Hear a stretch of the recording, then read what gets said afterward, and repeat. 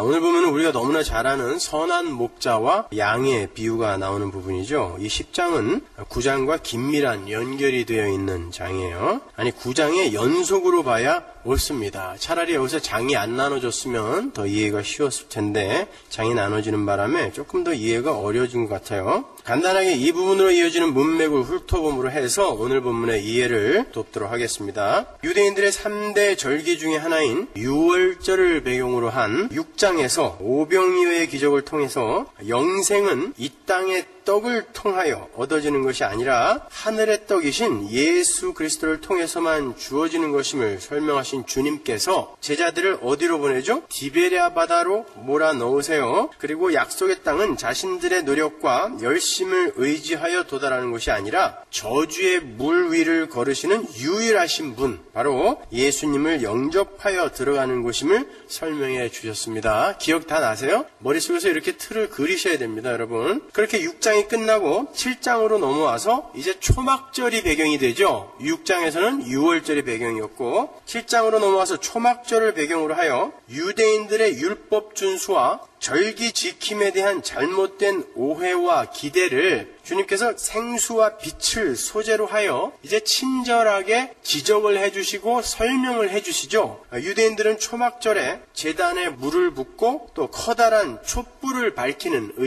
예식을 행한다고 했어요. 주님은 그들의 종교 행위에 등장하는 물과 빛을 예로 들어서 자신이 바로 율법과 성전 제사의 원형이심을 밝혔죠. 주님은 7장에서 누구든지 목마르거든 내게로 와서 마셔라. 즉 내가 물이니까 엉뚱하게 제단에다가 물 갖다 붓는 수고하지 말고 그런 종교 행위를 너희들 구원받으려고 하지 말고 나를 마셔. 누구든지 목마르거든 내게로 와서 마셔라. 나를 마셔. 이렇게 헛수고하지 말고 나를 믿어라 라는 말씀을 하셨잖아요. 그랬더니 대제사장들과 바리새인들이 주님을 죽이려고 그랬어요. 왜냐면 자기들이 목숨 걸고 지키는 율법을 무시한 거 아니에요. 너네들 그거 말고 나를 믿으라니까. 그러니까 그럼 우리가 여태까지 한 건 뭐야? 이래가지고 화를 냈어요. 죽이려고 했습니다. 성경은 계속해서 참 생수이신 그 주님의 정체와 그 생수가 어떻게 죄인들을 구원하게 되는지를 하나의 에피소드를 들어서 설명해 주죠. 그게 뭐예요? 가늠한 여인의 이야기예요. 그 가늠한 여인의 이야기는 민수기 5장의 내용을 이해하지 못하면 도저히 풀 수 없는 내용이에요. 가늠한 여인의 죄를 밝히기 위해서 물을 티끌과 섞어서 여인에게 마시우게 하는 그 민수기 5장의 그 이야기는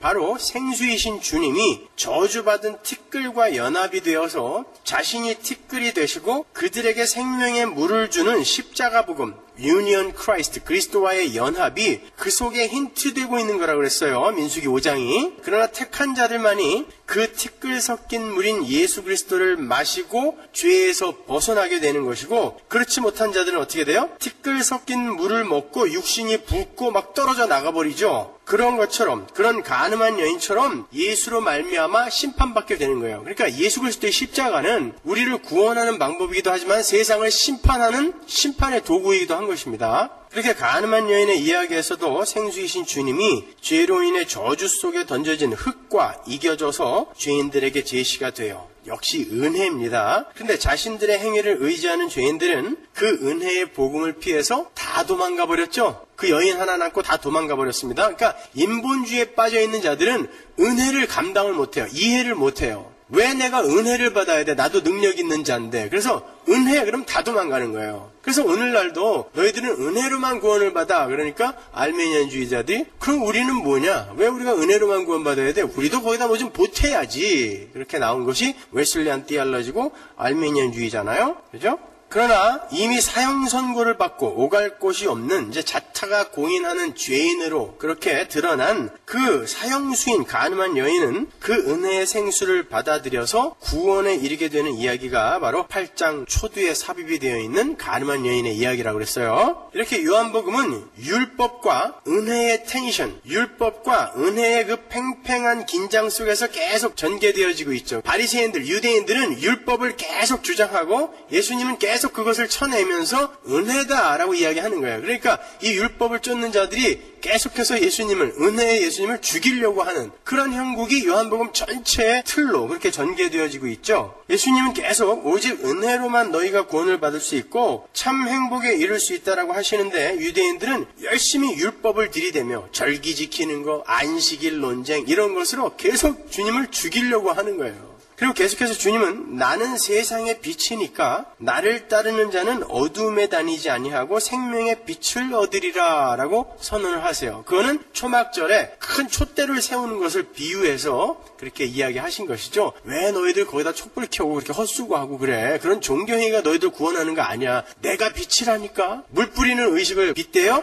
왜 물 뿌리지 마. 내가 물이라니까. 그 촛대를 빗대요? 내가 빛이라니까. 왜 거기다 촛불 밝히고 헛수고들 해? 이렇게 말씀하신 거죠. 8장 12절에. 그 선언은 자신들의 종교 행위로 빛을 밝히려 하는 유대인들에 대한 주님의 일갈이었죠. 야단치신 거예요. 그러자 또 유대인들이 돌을 들어서 주님을 죽이려고 했고, 주님은 그들을 피해서 숨어서 성전을 나가셨어요. 그게 8장 마지막이죠. 숨어서 나가시는 게. 그리고 9장으로 넘어와서 우리가 지난주까지 공부한 9장, 그 9장으로 넘어와서 주님은 그렇게 불가능하고 무력한 죄인들의 대표로 이제 날 때부터 소경이 되었던 어떤 사람을 모델로 해서 하나님의 구원은 어떤 것인지를 설명해 주는 거죠. 날 때부터 소경된 자, 그러니까 구원이라는 것이 무엇인지 알지도 못했고 자신의 구원에 대해 요구하지도 않았으며, 왜? 모르니까. 그게 뭔지도 모르니까. 자신의 구원을 위해 그 어떤 노력이나 시도를 해본 적이 전혀 없는 한 사람이 예수님의 부르심과 선택에 의해서 예수님이 찾아갔잖아요. 그 소경은 예수님이 누군지도 몰랐고 보지도 못했어요. 근데 예수님이 찾아간 거죠. 그게 구원의 시작이란 말입니다. 그러니까 예수님의 부르심과 선택에 의해서 오직 은혜로만 눈을 뜨게 되는 그 구원의 서정, 그 전체가 요한복음 9장의 내용이었죠. 그런데 바리새인들은 그렇게 은혜로 구원을 얻은 소경을 찾아가서 힐문하고 그를 출교시켜버려요. 그리고 오늘 강화가 붙어있는 거예요, 거기에.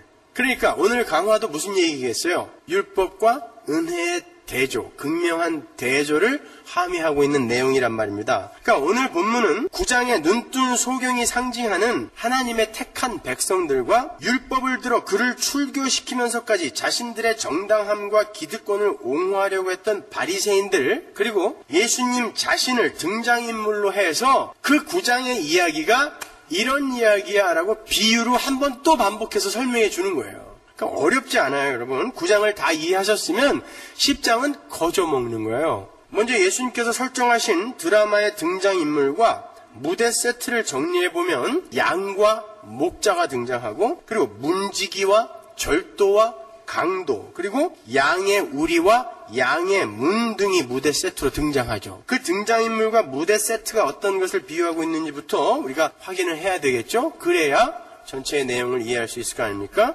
먼저 양의 우리부터 한번 풀어보도록 하겠습니다. 팔레스타인에 사는 유대인들은요, 목축을 하는 지역에 사나운 들짐승들이 출몰했기 때문에 동네마다 공동 양우리를 지었어요. 각 집집마다 양우리를 짓기는 너무 낭비였고, 그래서 동네에 커다란 공동 양우리를 지었습니다. 지금도 그렇다 그러죠. 그리고 그 양우리는 마을 공동 소유로 삼았다 그래요. 높이가 10피트에서 12피트 정도 되니까 1피트가 30.48인가요? 58cm인가요? 그러니까 3미터가 넘는 거예요, 높이가. 그렇게 양의 우리를 지어놓고 한 면으로 양이 들어가고 나가는 문을 만들었는데요. 그 양의 문에서는 목자나 문지기가 스스로 문이 되어서 이렇게 누워서 자는 거예요. 그러니까 양이 밖으로 나가기 위해서는 항상 목자나 문지기를 밟고 나가야 하는 형국입니다. 그게 유대인들의 양우리예요. 그러니까 우리 안의 양은 목자나 문지기를 통과하지 않고는 절대 밖으로 나올 수가 없는 거예요. 그걸 잘 알아두셔야 됩니다. 그 공동 양우리에는 온 마을의 양들을 전부 다 넣었어요. 왜냐하면 양들은 자기 목자의 음성을 분명하게 분별할 수 있는 신기한 능력이 있습니다. 양들에게. 양은 잘하는 거라고는 그거 하나밖에 없어요. 이 집 저 집의 양들이 서로 섞여서 밤을 쥐새우다가 아침에 목자가 와서 자기 양들을 부르면요, 그 목자의 양들이 정확하게 그 목자를 다 따라 나간다 그래요. 참 신통한 능력이에요. 양은 아주 연약한 동물이에요. 양은 시력이 나빠서 자기 앞에 양을 제대로 보지 못해갖고요, 졸졸졸졸 쫓아가다가 조금만 앞에 있는 양이 먼저 가버리면 길을 잃어버린대요. 그래서 이사야서에서 우리는 다 양 같아서 각기 제 길로 갔거늘 이런 구절이 들어가 있는 거예요. 네, 진짜로 그렇게 길을 잘 잃어버린대요. 거기다가 공격용 무기라고는 아무것도 없어가지고요. 파리들이 자기 콧구멍에다 알을 낳는데도 그걸 이겨낼 힘이 없어요. 그래서 양을 목자들이 잘 닦아주고 관리해주지 않으면 콧구멍이나 입에서 구데기들이 살고 그래요. 그러면 겨우 할 수 있는 게 나무에다가 자기 머리를 자해하는 거야. 막 박는 거. 그렇다고 이게 떨어집니까? 그게 미련하고 우매해요. 왜 우리를 양에 비유했는지 아시겠죠? 하나님이요. 우리가 그런 존재라는 것입니다. 그리고 양은 자기를 지켜주는 목자가 없으면 무서워서 눕지도 못해요. 그래서 듬직한 목자가 주인이 곁에 있을 때만 초장에 눕습니다. 시편 23편에서 그가 주님이 우리를 푸른 초장에 누이신다라는 것은 그는 정말 안전한 목자라는 것을 상징하는 거예요. 예, 양은 그렇게 듬직하고 안전한 목자가 있을 때만 누울 수 있으니까. 그런데 그들에게 신비한 능력이 하나 있는데 그게 바로 청력이에요. 실제로 동물학자들이 시험을 했는데요. 최근에 그 양들이 신기하게 주인의 음성을 알아들어서 그 양 주인의 옷을 그대로 입히고요. 성대모사를 완벽하게 하는 사람에게 그 옷을 입히고 그 양들을 부르게 시켰대요. 근데 한 마리도 안 따라 나가더래요. 신기하죠? 양들이 그래요. 그건 그 목자의 음성을 확실히 분별할 수 있는 하나님의 백성들을 상징하기 위해 하나님이 양들을 그렇게 만드신 것입니다. 아세요? 여러분, 이 온 우주는 하나님의 백성들을 중심에 놓고 창조가 됐어요. 그렇기 때문에 그 양들이 우리에게 어떤 것을 교훈하기 위해 그렇게 창조됐다는 것을 여러분은 믿으셔야 됩니다. 여기서 한번 부흥사처럼 해볼까요? 믿으시면 아멘 하시기 바랍니다. 그렇다면 이제 자연스럽게 양들을 부르는 목자의 정체도 알게 됐죠? 양이 누구예요? 갈 바를 알지 못하는 어둠 속에서 헤매는 우리 죄인들. 그러나 하나님에 의해 불림을 받아 그 목소리를 분별하고 구원을 받는 성도들을 양이라고 하는 거예요. 그 양을 부르는 분, 목자는 누구예요? 당연히 우리 주님이죠. 그 목자는 이미 구약에서 반복하여 예언되어져 있어요. 민수기 27장 15절 보세요. 모세가 여호와께 여짜와 가로되 여호와 모든 육체의 생명의 하나님이시여 원컨대 한 사람을 이 회중 위에 세워서 그리고 그들 앞에 출입하며 그들을 인도하여 출입하게 하사 누구를? 양을 여호와의 회중으로 목자 없는 양과 같이 되지 않게 하옵소서. 모세가 지금 하나님의 백성인 이스라엘의 목자를 세워달라고 하나님께 간구하고 있는 거예요. 사실 이 말은 여호수아에게서 완성이 되죠. 성취가 되죠. 하나님은 여호수아를 모세 다음으로 이스라엘의 목자로 세우세요. 그러나 궁극적으로 그 목자가 가리키고 있는 것은 예수 그리스도인 거예요. 여호수아를 헬라어로 바꾸면 뭐예요? 예수죠. 그렇죠? 호세아를 헬라어로 바꿔도 예수고, 이 구절들과 오늘 본문 구절을 비교해 보세요. 지금 모세가 여호와의 백성들, 목자가 그들을 인도하고 양들이 그 앞에서 이렇게 출입하게 그렇게 해달라고 지금 기도를 했는데, 오늘 본문 구절에서 뭐라 그러는지 보세요. 내가 문이니 누구든지 나로 말미암아 들어가면 구원을 얻고 또는 들어가며 나오며 꼴을 얻으리라. 민수기 27장의 기도가 요한복음 10장 9절에서 지금 성취가 되고 있는 모습이에요. 물론 그 전에 여호수아로 한번 그림자로 모형으로 보여줬지만 여기에서 비로소 성취가 되는 거란 말입니다. 최근에 제 친구 목사님, 아주 훌륭한 친구 목사님이 저보다 설교를 10배는 쉽게 하시는데 그분이 설교하시면서 그런 말씀 하시더라고요.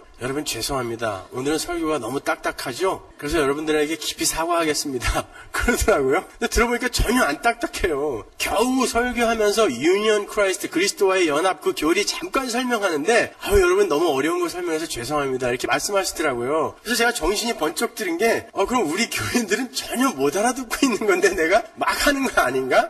이런 생각이 들었어요. 여러분 어떠세요? 아니죠? 딱딱하지 않죠? 성경을 이야기하는데 딱딱하다 그러면 그건 안 되죠. 많은 예화를 나열한 것을 재밌는 설교라고 이렇게 이해하시면 안 돼요. 이런 거를 재밌어 하셔야 돼요, 여러분요. 억지로 지금 강요하는 건 아니지만. 자, 정확히 민수기의 이야기와 요한복음 10장의 이야기가 같은 이야기를 하고 있는 거예요. 그러니까 하나님의 백성인 양을 치는 목자는 궁극적으로 예수 그리스도를 가르치는 거예요. 풀렸습니다, 이제. 그러면 지금 주인의 음성에 반응해서 양 우리 밖으로 나오는 그 주인의 양으로 상징되는 하나님의 백성들이 다른 양들과 섞여서 사는, 하나님의 양들이 아닌 다른 양들과 섞여서 사는 그 양의 우리는 어디일까요? 여기에 대한 주석이 여러 가지로 갈라지고 있는데, 어떤 분은 교회다, 어떤 분은 천국이다, 이렇게 이야기를 해요. 천국이나 교회는 아니겠죠. 왜냐하면 그 우리의 절도와 강도가 들어간다 그러잖아요. 절도와 강도가 들어가는 교회가 어디 있어요? 이 교회 말고요. 참교회 이야기하는 거예요. 절도와 강도가 들어가는 천국이 어디 있어요?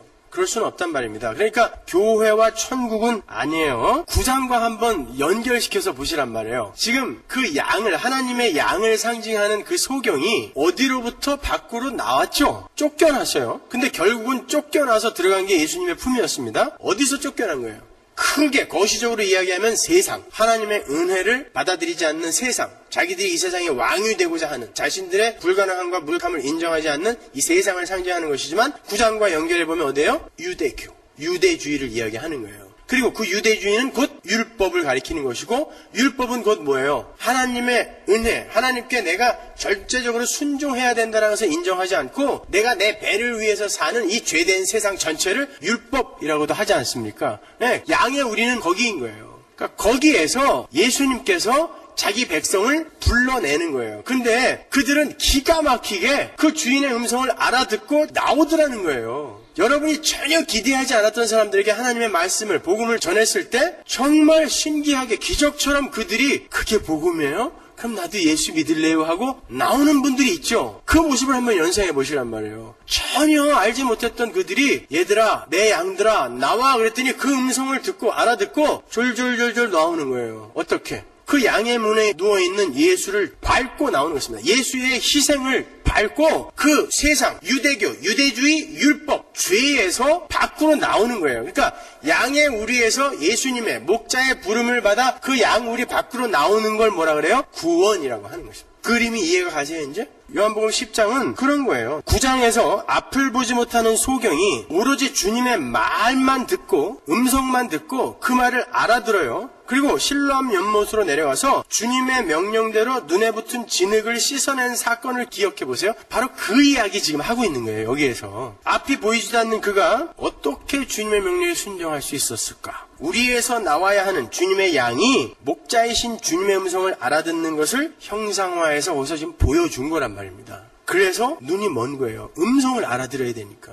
그런데 정작 눈을 뜨고 있는 바리새인들은 우리도 소경이냐? 그러면서 예수님의 음성을 분별하지 못하는 모습을 보여주죠. 그러한 교만, 내가 하나님처럼 되어서 선악을 분별하겠다, 나는 눈을 떴어 라고 한 인간들은 음성을 못 알아듣더라는 것입니다. 요한복음 10장 26절을 보세요. 너희가 내 양이 아니므로 믿지 아니하는도다. 내 양은 내 음성을 들으며 나는 저희를 알며 저희는 나를 따르느니라. 자, 너희들이 지금 이 소경을 출교시켰는데 그는 내 양이라 내 음성을 알아듣고 내 명령에 순종했어. 근데 너희들은 못 알아듣는구나. 왜? 너희들은 내 양이 아니야 라고 주님이 말씀하시는 거예요. 이제 양, 우리와 양, 그리고 목자가 누구인지는 밝혀졌어요. 근데 우리가 조금 전에 본 본문 9절에는 그 양들이 들어가며 나오며 꼴을 얻는다고 기록이 되어 있죠. 좀 이상하죠. 그렇다면 성도는 율법으로 상징되는 세상에서 나왔다 들어갔다 하면서 살 수 있다는 말인가요? 그 말이 아니에요. 그럴 수는 없죠. 한 번 나온 양은 다시 세상으로 들어갈 수 없어요. 여러분은 거기서 이제 건져졌기 때문에 여러분의 목적지는 천국이에요. 그리로 가야지 다시 애굽으로 못 들어가요. 홍해가 닫히면 거기 헤엄쳐서 못 넘어갑니다, 여러분. 그래서 하나님이 닫아버린 거예요. 애굽에서 건져서 홍해를 걷는 다음에 그 홍해에서 애굽 사람 다 죽여버리고 그 홍해를 다시는 가르지 않았어요. 왜? 내 백성아, 너희는 다시 돌아가면 안 돼. 그러면 그 이야기는 무슨 이야기겠어요?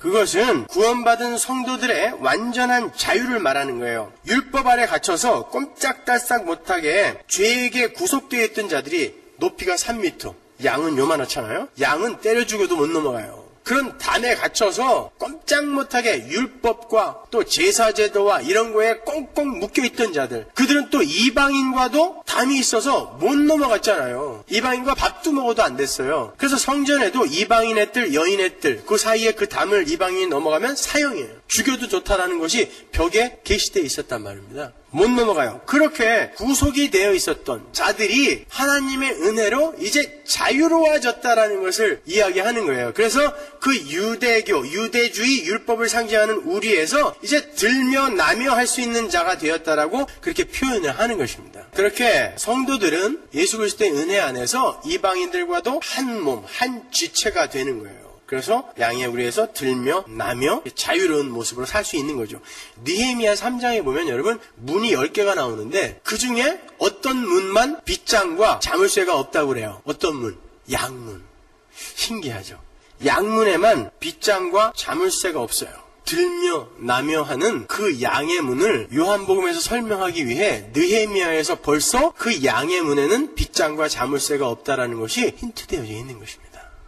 이 요한복음 10장은 벌써 느헤미야에서부터 예시되고 있었던 거예요. 그러니까 양의 우리를 나오는 것이 바로 구원인 거예요. 그게 출애굽기에서 또 다른 그림으로 이렇게 그려져 있어요. 볼까요? 출애굽기 33장 7절. 모세가 항상 장막을 취하여 진 밖에 쳐서 진과 멀리 떠나게 하고 회막이라 이름하니 여호와를 앙모하는 자는 다 진 바깥 회막으로 나가며 모세가 회막으로 나아갈 때에는 백성이 다 일어나 자기 장막문에 서서 모세가 회막에 들어가기까지 바라보며 모세가 회막에 들어갈 때에 구름 기둥이 내려 회막문에 서며 여호와께서 모세와 말씀하시니 하나님의 성막이 진 밖에 이스라엘 진 밖에 지어지고 하나님을 앙모하는 자들은 항상 진에서 나와 어디로 가야 돼요? 진에서 나와서 회막으로 가야 돼요. 근데 그 회막 앞에는 모세가 서 있고 그 모세는 하나님의 임재와 함께하고 있는 것입니다. 그 형국이 요한복음 10장에서 그려지고 있는 거예요. 하나님을 앙모하는 자는 하나님의 음성을 분별하여 알아들을 수 있는 자들은 그 세상에서 나와서 하나님의 임재가 있는 그 지성소로 회막에 하나님의 임재가 있었던 곳 아니에요? 그 중에서도 지성소 그걸로 가야 되는 것인데 거기에는 목자이신 예수가 서 계시고 그 예수는 하나님과 성령과 함께 계시는 분이란 말입니다.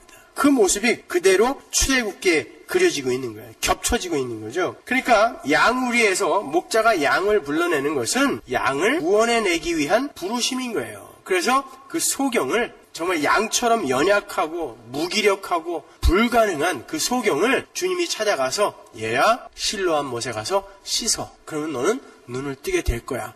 내가 빛이니까 믿고 가서 씻어. 그랬더니 알아듣고 가서 씻으라는 것이죠. 여러분 같으면 씻겠어요? 지금 가뜩이나 눈이 멀어갖고 사람들이 나 장님인 거 아는데 거기다가 침을 그냥 이만큼을 뱉어갖고 눈에다가 이겨 묻혀버렸어요. 진흙을. 눈에다가 진흙을 이겨 묻히려면 침을 얼마나 뱉어야 돼요, 여러분? 그 무슨 망신이에요. 우린 그럴 거 아니에요. 아, 주님 왜 침을 뱉고 그러세요? 왜 그 더러운 진흙을 왜 내 눈에 붙이고 그러세요? 거기다가 또 가서 씻으래요. 실로암까지. 더듬더듬 또 거기까지 찾아가야 돼요. 그럼 가서 또 씻어야 돼요. 근데 그 일을 하나님의 택하신 양을 상징하는 소경이 그대로 순종하여 하더라는 거예요. 음성을 알아듣는 양이다라는 것입니다. 그것을 보여주는 거죠. 그러면 양 우리를 지키고 있는 문지기는 누구인가? 자, 문지기의 역할이 뭐죠? 목자가 오면 그 목자를 보증하고 아, 당신 맞군요. 목자, 참 목자 맞군요. 하고 양들에게 그 목자를 소개시켜주는 거죠. 데려가라고. 그 일을 누가 했어요? 신약에서. 세례 요한이 누군가를 상징하며 먼저 와서 그 일을 했어요. 그 세례 요한은 누구를 상징하는 걸까요? 성령 하나님이죠. 성령 하나님이 참 목자이신 예수와 참 목자의 양인 성도들을 연결하시는 것입니다. 그 문지기예요. 그 문지기가 예수와 우리 사이에서 서로 소개하는 것입니다. 그렇다면 절도요 강도는 누구겠어요? 여기서 절도라고 번역이 된 클레프테스는 자격도 없는 자가 어떤 일을 몰래 혹은 함부로 행하는 것을 말하는 거예요. 그리고 강도라고 번역이 된 레스테스는 폭력을 사용하는 자를 가리키는 거예요. 그러니까 절도와 강도는 자격도 없는 자가 자기가 자격 없음을 숨기고 어떤 일을 함부로 행하며 심지어 폭력까지 동원해서 자기의 일을 합리화시키는 것을 이야기하는 거예요. 그 절도와 강도처럼 자기들이 차지할 자리도 아니고 또 그러한 권한도 없으면서 권리도 없으면서 그 자리를 차지하고 자기들에게 정당하게 속하지도 않은 권위를 행사하며 그들도 타당한 근거를 전혀 내세울 수 없는 그런 복종과 순종을 불법적으로 요구하고 또 거기에 불응할 경우에 폭력까지 동원하여 쫓아내고 한 이들이 누구예요? 소경 쫓아냈죠? 바리새인들 이야기하는 거예요. 그러니까 9장의 등장인물을 그대로 10장으로 이렇게 옮겨가지고 그 이야기를 그대로 한번 다시 비유로 또 설명을 해주는 것입니다. 9장에서 하나님의 택한 백성인 소경을 엉터리 교리와 신학으로 가르치려고 하다가 듣지 않으니까 무력을 사용해서 유대교에서 출교시켜버린 자들, 그 바리새인들, 그들이 바로 절도요 강도라고 하는 거예요. 누가복음 11장 52절 보세요. 화 있을진저 너희 율법사여 너희가 지식의 열쇠를 가져가고 너희도 들어가지 않고 또 들어가고자 하는 자도 막았느니라 하시니라. 예, 이 목자는 절대 양들을 구원으로 못 이끄는 목자란 말이에요. 절도요 강도는. 지들도 못 들어가요. 마태복음 23장 13절 화 있을진저 외식하는 서기관들과 바리새인들이여 너희는 천국문을 사람들 앞에서 닫고 너희도 들어가지 않고 들어가려 하는 자도 들어가지 못하게 하는도다. 그러니까 담 넘어 들어가는 것입니다. 양의 우리에서 밖으로 나오는 유일한 길은 예수 그리스도라는 그 문, 그 은혜를 의지하여 나올 수 있어요. 그런데 그 절도며 강도들은 율법으로 타고 넘어 들어가는 것입니다. 그러니까 역시 은혜와 율법의 긴장이 그 속에서도 지금 극명하게 대조되어 나타나는 거죠. 그러니까 율법을 수행하고 인간의 가능성을 부인하지 못한 인본주의적 가르침을 던지는 자들은 모두 절도며 강도인 거예요. 왜 근데 절도며 강도가 유대교 안으로, 유대주의 안으로 담을 넘어 들어갔다라고 이야기하는가? 그렇다면 나왔다라고 이야기를 해야지. 절도며 강도는 거기에서 담을 타고 나오더라라고 이야기를 해야지. 왜 그리로 들어간다라고 이야기를 하는가? 이런 질문이 드시죠. 그 양의 문이 은혜, 예수 그리스도라고 하는 것은 사실은 그 양의 문의 실체는 유대교, 유대주의, 유대교는 사실은 율법을 가지고 그 율법을 열심히 지키는 이들인데 그들이 그 율법을 진짜 온전히 지켜낼 수만 있으면 그 유대교는 진리예요. 참이에요. 왜냐하면 율법을 온전하게 다 지키면 구원을 받을 수 있거든요. 그런데 그 율법의 의미는 뭐였어요? 우리는 그런 존재가 못 되기 때문에, 다 지켜낼 존재가 못 되기 때문에 우리는 양의 문이신 예수 그리스도, 이 은혜, 율법을 자기가 다 지키러 완성하러 오신 그 예수 그리스도, 그러니까 내가 지키는 율법이 아닌 예수가 지키는 율법, 그 은혜를 밟고 들어가야 되는 곳인데 이들은 그 율법을 내가 지킬 수 있어 라고 생각했기 때문에 그 양의 문인 예수 그리스도, 그 율법을 통과하지 않고 그 유대교를 엉뚱하게 이해를 하고 그냥 우리가 지킬 수 있으니까 우리의 힘을 발휘하여 지키자 해서 열심히 절기 지키고 안식일 지키고 했단 말입니다. 그게 담을 넘어 유대교로 들어간 거예요. 예수님은 유대교로 어떻게 들어가셨어요? 아니야, 은혜야, 내가 지킬 거야. 예수님은 다 지켰어요. 들어가서. 절도며 강도들은 지들이 못 지키는데도 지킬 수 있다니까 하고 담 넘어 들어갔단 말입니다. 이해가 가시죠? 온 지 얼마 안 된 분들은 굉장히 지금 좀 힘드실 텐데, 그렇다면 전에 있는 CD들을 여러분 다 들으셔야 돼요.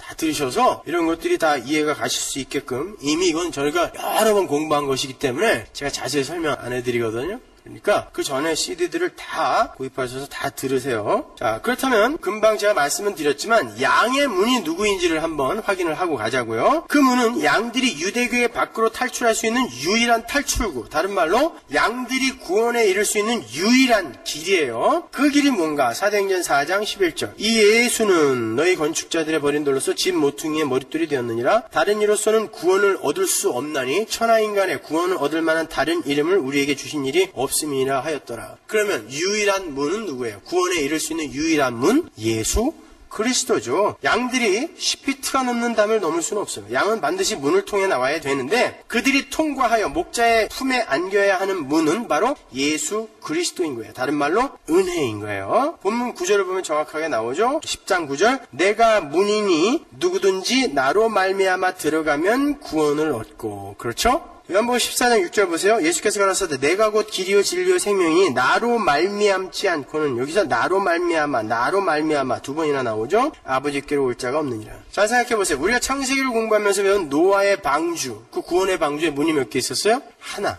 그리고 그 문은 하나님이 닫으세요. 성막에, 성전에 문이 몇 개 있었어요? 하나. 하나님의 임재 속으로 들어가는 문은 유일하게 하나인 거예요. 그런데 그 문은 예수 그리스도인 것입니다. 그래서 오늘 본문 9절에서도 나로 말미암아 들어가면 이라고 정확한 단서를 달아놓은 거예요. 우리는 우리의 노력이나 열심이 아닌 예수 그리스도에 의해서 구원의 문으로 들어가야 하는 자들이란 뜻이에요. 그래서 나로 말미암아 들어가면이에요. 나로 말미암아 들어가면 내가 너희들을 들여보내 줄 텐데 나의 은혜를 힘입어 들어가는 자들은 구원을 얻고, 그렇지 않고 지들 힘으로 들어가는 자는 절대 구원에 이를 수 없다가 나로 말미암아 들어가면 구원을 얻고 라는 어구의 긴 의인 것입니다. 그런데 바리새인들은 은혜의 본체이신 예수님을 앞에 두고 끝까지 율법을 고집하고 있는 거예요. 이 율법과 은혜의 긴장 속에서 오늘 본문 속에 담긴 그 기독교의 핵심 교리 몇 가지만 제가 오늘 짚어드릴게요. 먼저 하나님의 양들은 어떻게 구별되어 존재하게 되는가부터 한번 보잔 말이에요. 하나님의 양들은 도대체 어떻게 그 안에 들어가 있게 되었는가? 하나님의 양들은 왜 천국에 안 있고 왜 이 세상에 이렇게 들어와 있는가? 잘 보잔 말이에요. 사도행전 18장 9절 보세요. 밤에 주께서 환상 가운데 바울에게 말씀하시되 두려워하지 말며 잠잠하지 말고 말하라. 내가 너와 함께 있음에 아무 사람도 너를 대적하여 해롭게 할 자가 없을 것이니 이는 이 성 중에 내 백성이 많음이라 하시더라. 1년 6개월을 유하며 그들 가운데서 하나님의 말씀을 가르치냐. 바울이 고린도 교회에서 복음을 전하고 있었을 때의 일이에요. 그런데 유대인들이 그를 회방하고 괴롭혔죠. 그때 하나님께서 바울에게 말씀하시기를 이 성 중에는 이미 내가 택해놓은 내 백성들이 많이 있으니까 잠잠하지 말고 가르쳐. 사도 바울이 전하는 복음을 듣고 회심한 이들이 많다는 뜻이 아니라 사도 바울이 아직 복음도 안 전했는데 이 성 중에는 내 백성이 많으니까 내가 이미 내 양들을 이 성 중에다가 많이 심어놨으니까 너 가르쳐. 내 목소리로 내 음성으로 그들을 불러. 이런 뜻이에요. 그러니까 양들은 어떻게 그 안에 들어가게 돼 있는 거예요? 창세전에 이미 하나님에 의해 내 백성이라고 도장을 딱 받고 하나님에 의해 이 땅에 심겨진 것이란 말입니다. 그걸 우리가 예정이라고 하는 거예요. 여러분, 우리 하나님은 전지전능하신 하나님이에요. 그 하나님께서 아무런 계획이 없이 이 땅을 창조하셨을 리는 없죠? 무엇이든지 계획이 먼저 있고 그 다음에 실행이 있는 거잖아요. 그냥 즉흥적으로 막 이거 하고 저거 하는 분이 하나님 아니란 말입니다.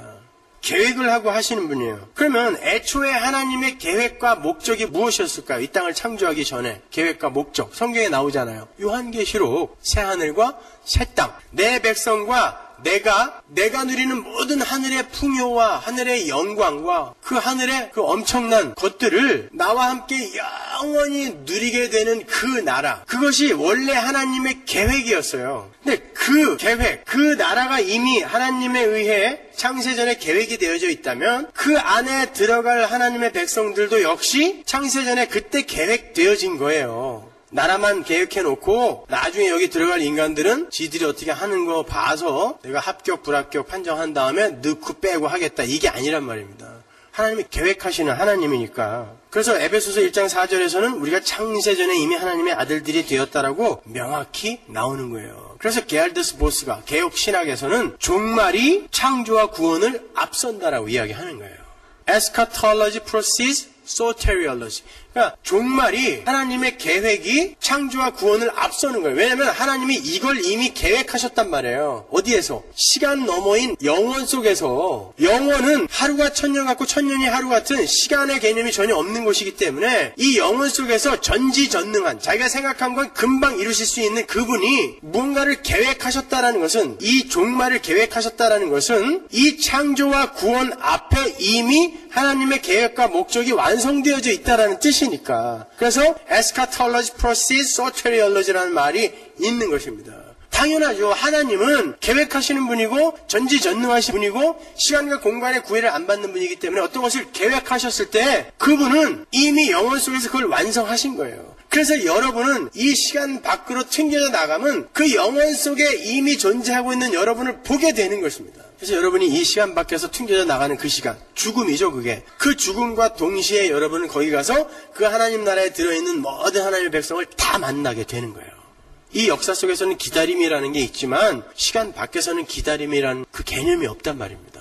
물론 논리적으로는 우리가 죽어서 우리 영혼이 낙원에 가 있다가 거기에서 예수님의 재림 때까지 기다리다가 이제 예수님이 재림하시면 우리가 몸에 부활을 입고 다시 또 천국으로 들어가는, 그게 이제 논리적인 순서지만 시간이 없는 곳에서 그런 논리적인 순서가 무슨 의미가 있냐고요. 그것은 이 역사 속에서 우리가 그 구원의 여정, 그것을 바라볼 때 요런 순서로 되겠구나라고 보는 것이지, 영원 속에서 내려다볼 때는 그건 한순간에 이루어지는 거란 말입니다. 이해를 하시는 거죠? 로마서 8장 29절 보세요. 하나님이 미리 아신 자들로 또한 그 아들의 형상을 본받게 하기 위하여 미리 정하셨으니 이는 그로 많은 형제 중에서 맏아들이 되게 하려 하심이니라. 또 미리 정하신 그들을 또한 부르시고 부르신 그들을 또한 의롭다 하시고 의롭다 하신 그들을 또한 영화롭게 하셨느니라. 보세요. 우리가 이미 영원 속에서는 영화롭게 되었다고 과거로 이야기하고 있어요. 목자의 음성을 알아듣는 양들을 하나님께서 언제 정하셨다 그래요? 미리 정하셨다 그래요. 그리고 그렇게 미리 정함을 받은 이들은 하나님께서 어떻게 하신 분? 미리 아신 자들이라 그래요. 알미니주의자들은 이 구절을 들어서 예지 예정설을 주장한다 그랬죠. 그러나 여기서의 안다라는 말은 언약 속에서의 알을 말하는 거예요. 예를 들어서 하나님께서 이스라엘에게 내가 너희만 알았나니, 아모스 3장 2절에 내가 너희만 알았나니 라고 했을 때 그 안다라는 말, 그 말은 내가 언약 속에서, 창세전에 계획한 그 언약 속에서, 아들과 나와 한 그 언약 속에서 내가 너희를 구원하려고 이미 계획했다가 내가 너희만 알았다라는 뜻인 거예요. 그러니까 그건 언약의 언어예요. 내가 너희를 알았다라는 뜻은. 그러니까 하나님께서 하나님의 백성들을 미리 정하고 그 미리 정한 백성들은 미리 알았다라는 건 하나님께서 그렇게 미리 선택하여 창세전에 정할 그 백성들을 미리 하나님의 언약과 계획 속에서 이미 그들을 먼저 사랑하고 그들을 구해내기로 작정했다라는 뜻인 거예요. 그게 내가 너희를 알았다라는 뜻이란 말입니다. 그래서 하나님이 미리 아신 자들을 미리 정하시고 그 미리 정하신 자들을 불러내시는 거예요. 역사 속에서 불러내시는 거예요. 얘야, 내가 이미 영원 속에서 너를 사랑했고 너를 구원하려고 계획했어, 예정했어. 그러면서 불러내는 거예요. 역사 속에서. 근데 그때 그 하나님의 언약 속에, 그 계획 속에 들어있던 자들은 그 하나님의 음성을 알아듣고 아무도 못 알아듣는 그 상황 속에서 성큼성큼 걸어 나오더라는 거예요. 살아서 죄악으로 전부 죽어있던 시체들 사이에서 성큼성큼 그들이 걸어 나오더라는 것입니다. 그게 하나님의 능력이에요. 전지전능한 하나님의 능력. 자, 호세아서 11장 1절 보세요. 이스라엘이 어렸을 때에 내가 사랑하여 내 아들을 애굽에서 불러내었거늘. 잘 보세요. 미리 아신 자들을 불러내셨다라는 말과 사랑하여 불러내셨다라는 말이 이렇게 어우러져요. 그러니까 미리 아셨다라는 말을 뭘로도 바꿀 수 있어요? 미리 사랑하셨다라는 말과 바꿀 수 있는 거지. 내가 이렇게 미래를 보니까 어떤 놈은 나를 믿을 거고 어떤 놈은 나를 안 믿을 거야. 그걸 내가 다 알게 되었어. 그래서 미리 내가 미래를 내다보고 나를 믿을 자들을 내가 미리 정했다. 이런 뜻이 아니란 말이에요. 미리 안다라는 말은 언약의 언어라고 그랬어요. 그걸 잘 기억해 두세요. 언약의 언어예요. 그런데 그 언약 속에서의 그 알은, 안다라는 그 개념은 점도 없고 흠도 없는 어린 양 성자 예수 그리스도의 피로 맺어진 언약, 그 언약을 아는 거예요. 그 언약 속에서 안다라는 뜻이에요. 조금만 들어보세요. 제가 여러분이 확실히 이해할 수 있게 설명해 드릴 테니까. 제가 다시 한번 간단하게 하나님의 언약에 대해서 설명을 해드리고 다음으로 넘어갈게요. 여러분이 아시다시피 성경은 하나님의 언약을 크게 구약과 신약으로 나누죠. 첫 언약, 새 언약으로 나눈단 말입니다. 첫 언약은 뭐예요? 간단히 표현하면 율법을 지켜라. 지키면 살려주고 복 주고 안 지키면 죽어. 이게 첫 언약이에요. 안 지키면 죽어. 이게 첫 언약입니다. 그래서 이스라엘은 율법을 열심히 지켰고 제사를 목숨 걸고 지냈던 거예요. 왜? 안 지키면 저주를 받아 죽을 것이다 그랬으니까. 근데 그러한 첫 언약에 속한 제사나 율법으로는 절대 사람이 속까지 구속을 받을 수 없어요. 속죄받을 수 없지 않습니까? 그게 성경에 나오잖아요. 히브리서 10장 1절 보세요. 율법은 장차 오는 좋은 일의 그림자요 참 형상이 아니므로 해마다 늘 드리는 바 같은 제사로는 나오는 자들을 언제든지 온전케 할 수 없느니라. 그렇지 아니하면 섬기는 자들이 단번에 정결케 되어 다시 죄를 깨닫는 일이 없으리니 어찌 드리는 일을 그치지 아니하였으리요. 그러나 이 제사들은 해마다 죄를 생각하게 하는 것이 있나니 이는 황소와 염소의 피가 능히 죄를 없이 하지 못함이니라. 그것은 창세전에 하늘에서 있었던 성부 하나님과 성자 하나님의 그 언약에 대한 그림자요 모형이었던 거예요. 여러분, 창세기 3장 15절의 원시복음, 하나님의 언약이죠. 여자의 후손이 뱀의 머리를 밟을 것이고 그 여자의 후손으로 말미암아 너희들이 구원을 받을 것이다라는 언약, 그 창세기 3장 15절의 그 원시복음, 또 노아의 언약, 무지개의 언약, 아브라함의 언약, 다윗의 언약, 이런 것 등등은 성경에 나오는 수많은 언약은 전부 영원 속에서의 하나님과 예수님의 그 언약의 모형인 거예요. 영원 속에서 하나님의 계획, 하나님의 언약, 하나님의 약속이 있었단 말이에요. 성부 하나님과 성자 하나님의 약속이 있었단 말입니다. 계획을 하셨어요. 회의를 하셨단 말입니다. 뭐를? 새하늘과 새 땅을. 근데 어떻게 그걸 만들까? 거기에서 이미 내 아들 예수야, 네가 내려가서 죽어라. 십자가가 이미 영원 속에서 준비되었던 거예요. 그러면 그 십자가가 영원 속에서 이미 계획되어지고 준비되었다면 그 십자가는 2000년 전에 단순히 이 역사 속에 선 것이 아니라 이 역사 전체를 아우르는 것이죠. 영원 속에서 이미 계획되었던 것은 이 십자가가 이미 거기에서 이 영원 안에 영향력을 발휘했다는 뜻이거든요. 하나님이 계획한 거니까. 그러니까 2000년 전에 십자가가 섰다고 해서 그럼 그 이전에 태어난 사람들은 뭘 믿고 천국에 갑니까? 십자가로. 십자가는 영원에서 선 것이기 때문에 전 역사를 아우르는 거예요. 그래서 성경에서는 예수 그리스도는 창세전에 이미 알리신 바 되었다. 알다가 뭐라 그랬어요? 언약의 언어라 그랬잖아요. 그 언약 속에서 이미 하나님에 의해 죽임을 받도록 계획되어졌다라고 이야기를 하는 것입니다. 그러니까 성부 하나님과 성자 하나님의 그 언약을 근거로 죄와 허물로 죽은 자들이 살아나고 그렇게 살아난 하나님의 백성들이 하늘의 별처럼 바다의 모래처럼 많아지게 되고 영원한 왕국이 건설되고 그 왕위가 끊어지지 않는 참된 왕이 출현하게 된다라는 그런 언약이 이 땅에 던져지게 되는 거예요. 무엇을 근거로 이런 약속을 하시는 거예요? 그랬을 때 여러분은 영원 속에서 성자 하나님과 성부 하나님이 함께 하신 그 약속에 의해서 이런 약속들을 하나님이 하실 수 있었던 거구나. 그럼 그 약속이 뭐냔 말이에요. 제가 말씀드린 것처럼 예수 그리스도의 십자가란 말입니다. 그게 히브리서에 나와요. 히브리서 9장 15절 보세요. 이를 인하여 그는 새 언약의 중보니 이는 첫 언약 때에 범한 죄를 속하려고 주구사 부르심을 입은 자로 하여금 부르심을 입은 자 나오죠. 오늘 본문에 나오는 그 단어가 그대로 나오는 거예요. 목자가 양을 부른다 그랬죠. 근데 그 부르심을 입은 자로 하여금 영원한 기업의 약속을 얻게 하려 하심이니라. 약속이라는 단어가 나왔어요. 유언은 이 유언이라는 단어가 약속, 언약이라는 단어예요. 근데 여기서 유언이라고 번역을 했어요. 유언은 유언한 자가 죽어야 되나니 유언은 그 사람이 죽은 후에야 견고한 즉 유언한 자가 살아있을 때에는 언제든지 효력이 없느니라. 이러므로 첫 언약도 피 없이 세운 것이 아니니 모세가 율법대로 그 모든 계명을 온 백성에게 말한 후에 송아지와 염소의 피와 및 물과 붉은 양털과 우슬초로 취하여 그 책과 온 백성에게 뿌려 이르되 이는 하나님이 너희에게 명하신 언약의 피라 하고 또한 이와 같이 피로써 장막과 섬기는 일에 쓰는 모든 그릇에 뿌렸느니라. 율법을 조차 거의 모든 물건이 피로써 정결케 되나니 피 흘림이 없은즉 사함이 없는지라. 첫 언약, 그 모세의 언약, 구약, 그 구약 때에도 피로 죄가 정결케 되었어요. 근데 그거는 어떤 것의 모형이었단 말입니다. 어떤 것의 모형이었어요? 그 앞에 나오죠. 언약은 언약한 당사자가 죽지 않으면 그 유언이라는 말을 언약으로 바꾸세요. 그 디아데케라는 단어가 언약이거든요. 근데 개역성경에 유언이라고 번역을 해놓으니까 갑자기 유언장이 갑자기 생각나고 이상하잖아요. 그러니까 언약이에요. 약속. 그러니까 15절에서는 그걸 언약이라고도 번역했고 약속이라고도 번역을 했는데 그 밑에 뜬금없이 갑자기 유언이라고 해놔갖고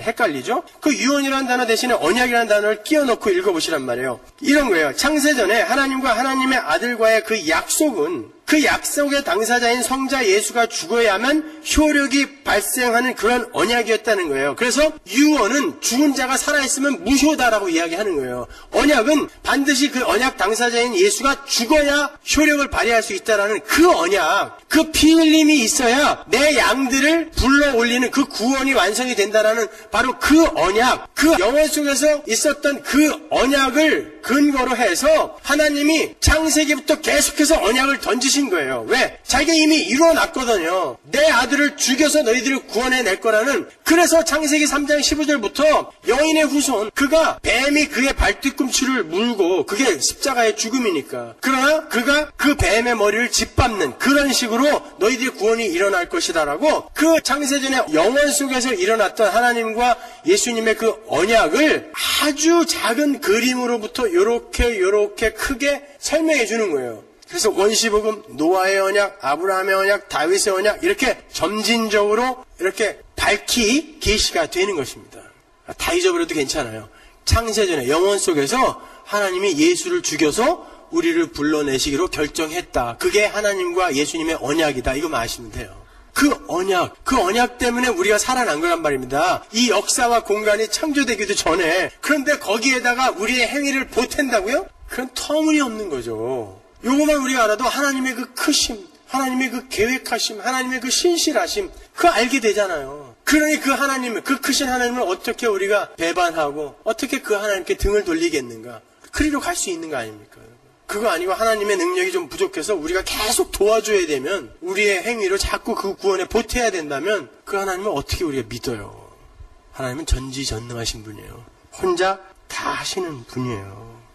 베드로전서 1장 18절 보세요. 너희가 알거니와, 자, 안다라는 단어가 또 나왔어요. 너희 조상의 유전한 망령된 행실에서 구속된 것은 은이나 금같이 없어질 것을 한 것이 아니에요. 오직 흠없고 정없는 어린 양 같은 그리스도의 보배로운 피로 한 것이니라. 그는 창세전부터 미리 알리신 바 된 자라. 또 나왔죠. 알리신 바 된 자. 그는 하나님의 언약 속에서 이미 죽기로 결정된 자라는 뜻이에요. 이 말세에 너희를 위하여 나타내신 바 되었으니, 이미 영원 전에 언약 속에서 죽임을 당하기로 결정이 되어 있었으나 이제 너희를 위하여 이 말세는 언제부터 언제까지라고 했어요? 예수님의 초림부터 재림까지를 말세라 그래요. 이 말세에 너희들에게 보여주기 위해 예수님이 직접 이렇게 나타났다 얘들아, 이런 뜻이에요. 그러니까 예수님이 우리를 위해 피 흘려서 죽으시고 도저히 불가능하고 무력한 우리가 살아날 것이다라는 것을 아는 것을 우리가 예수님을 안다, 복음을 이해한다, 하나님을 믿는다, 이렇게 표현하는 거예요. 그걸 아는 게 언약 속에서, 그 하나님의